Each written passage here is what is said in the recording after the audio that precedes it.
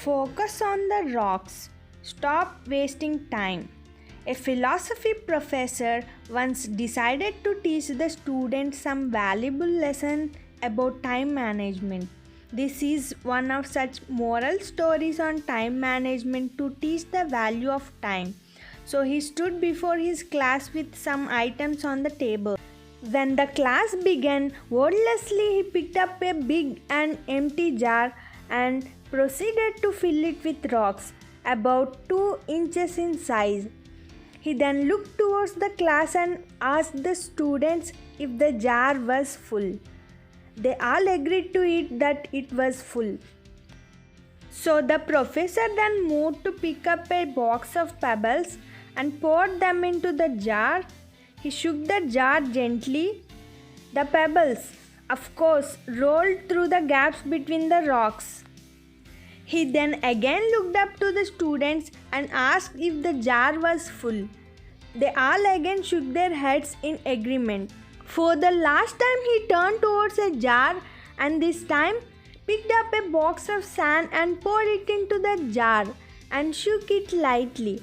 Of course, the sand moved into the gaps and filled up everything else. He then asked one last time if the jar was full or not.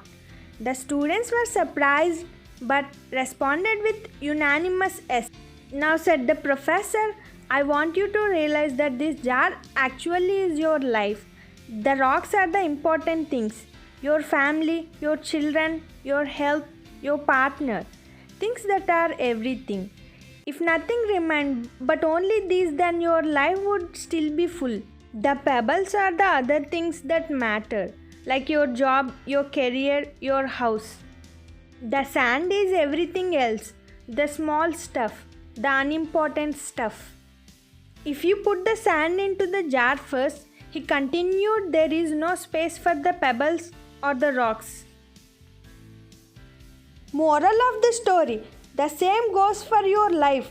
If you keep on filling the jar with sand, means if you keep on spending all your time and energy on the petty things, you will never have room for the things that are prime for you. Pay attention to the things that are valuable to your happiness. Spend some time with your children. Take your partner out for dinner. You will never be out of time to go to work. Offer a dinner party.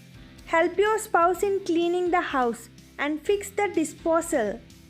First and foremost, focus on the rocks, the things that really matter. Set your priorities. The rest is just sand.